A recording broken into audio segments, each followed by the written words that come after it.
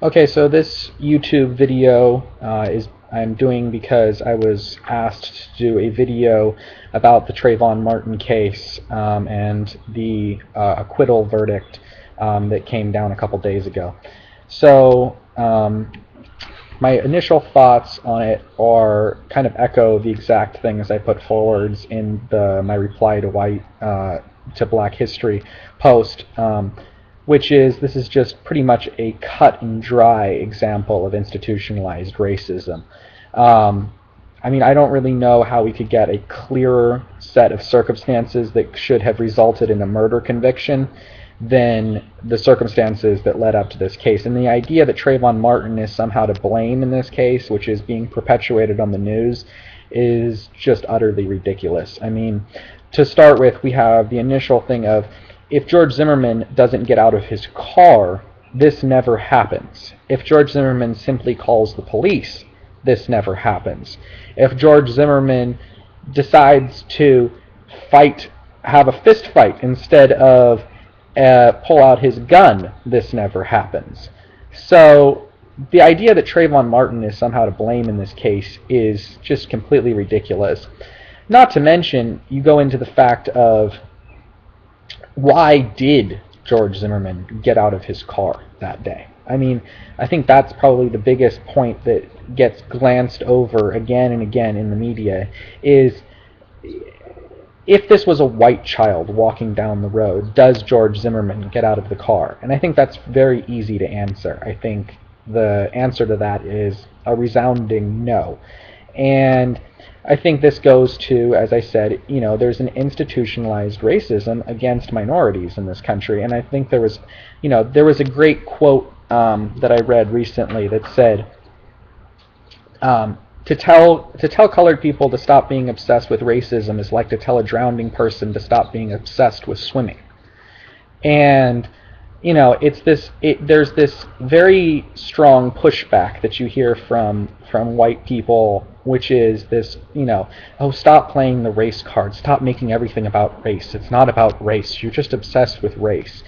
And yet you go, give me an example where there was a white kid walking down the street and someone thought he looked suspicious, and so they shot him, and the black man who shot him wasn't arrested until mass protests demanded his arrest. I mean, this never happens. It doesn't. There's no cases that you can cite, and I would dare anyone to find a case and link it to me on my YouTube comment page, because it doesn't exist.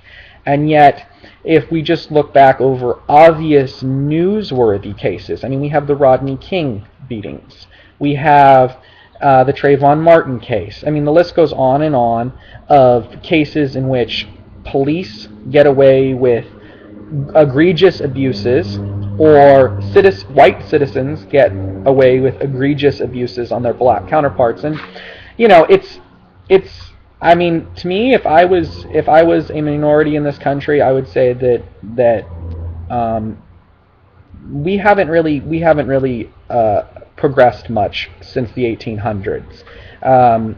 We might have a black president in the White House, but the institution that governs this country, and this is a really important point that I want to make in this, because I had this posted on my last comment page from somebody, and it was just a ridiculous point that they were trying to make. They were trying to say that, well, if black people own a company, then it's the same thing. Then you have institutionalized racism against white people.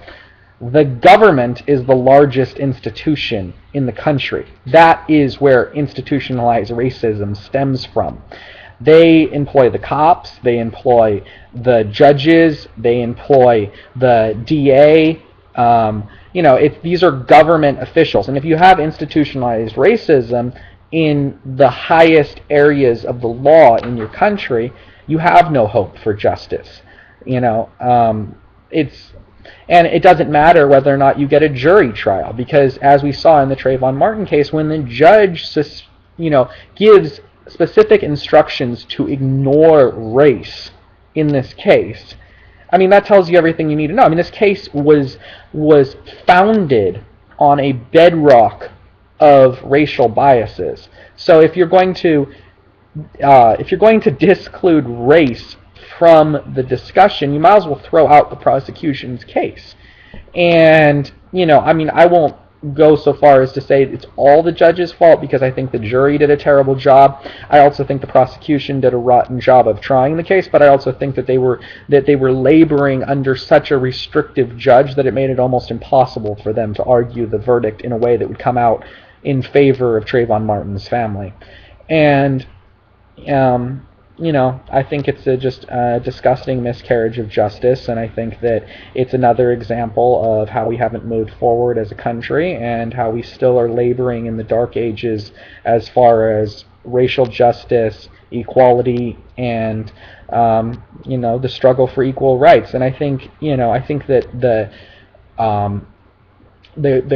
that the foremost cornerstone of freedom is justice. If you don't have justice, you don't have freedom. If you can't feel able to get a fair break, and if you can't feel that you are going to be afforded the same rights as every other citizen, then there is no freedom. There is no freedom without justice.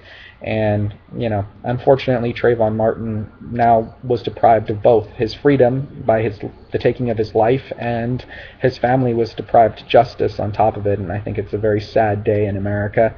And I think that,